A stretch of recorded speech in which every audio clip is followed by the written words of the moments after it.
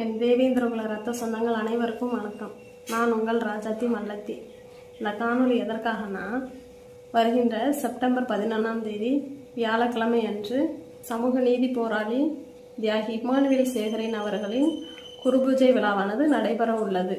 இந்த குருபூஜை விழாவிற்கு அனைத்திந்திய அண்ணா திராவிட முன்னேற்ற கழக பொறுப்பாளர்கள் மற்றும் நிர்வாகிகள் வருவதற்கு தடை விதிக்கப்பட்டுள்ளது.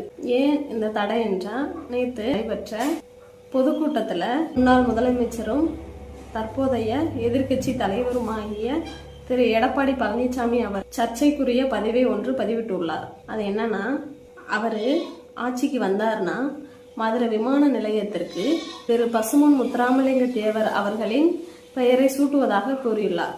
ஆனால் தேவேந்திரகுல வேளாளர் மக்கள் பல வருடங்களாக அந்த மதுரை விமான நிலையத்திற்கு தியாகி இம்மானுவேல் சேகரின் அவர்களின் பெயரை சூட்ட சொல்லி நெடு நாட்களாக போராடி கொண்டு வருகின்றனர். தேவேந்திரகுல மக்களின் கருத்திற்கு முரண்பாடாக இந்த கருத்தினை தெரிவித்துள்ளார்.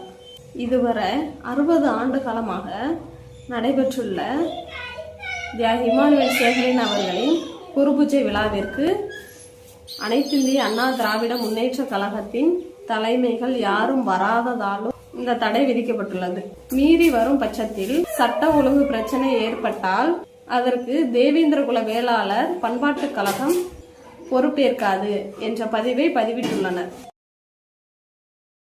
திரு எடப்பாடி பழனிசாமி அவர்களுக்கு தேவேந்திரகுல வேளாளர்கள் மக்களின் ஓட்டு மட்டும் வேணும், ஆனா எங்க கோரிக்கையை மட்டும் ஏத்துக்க மாட்டாராம். தற்போது சட்டமன்ற தேர்தலுக்கு பரப்புரையில் ஈடுபட்டு கொண்டிருக்கும் திரு எடப்பாடி பழனிசாமி அவர்கள் பொய் உரைகளை பேசிக் கொண்டுள்ளார். தற்போது தென் மாவட்டங்களில் அனைத்து சமூக மக்களும் ஒற்றுமையாக வாழ்ந்து கொண்டிருக்கும் நிலையில் தேவையற்ற கருத்துக்களை கூறி இரு சமூகத்திற்கும் இடையே பிரச்சனை உண்டு பண்ண விரும்புகிறார். இதனால் வருகின்ற சட்டமன்ற தேர்தலில் நம் தேவேந்திரகுல வேளாளர் மக்கள் அனைவரும் அனைத்திந்திய அண்ணா திராவிட முன்னேற்ற கழக கட்சியை புறக்கணிப்போம் என்ற ஒருமித்த குரலோடு நாம் ஒற்றுமையாக ஒன்றிணைவோம்.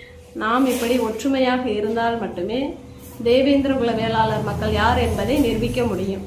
என்னுடைய வீடியோ பிடிச்சிருந்துச்சுன்னா லைக் பண்ணுங்க, ஷேர் பண்ணுங்க, மறக்காம கமெண்ட் பண்ணுங்க உறவுகளே.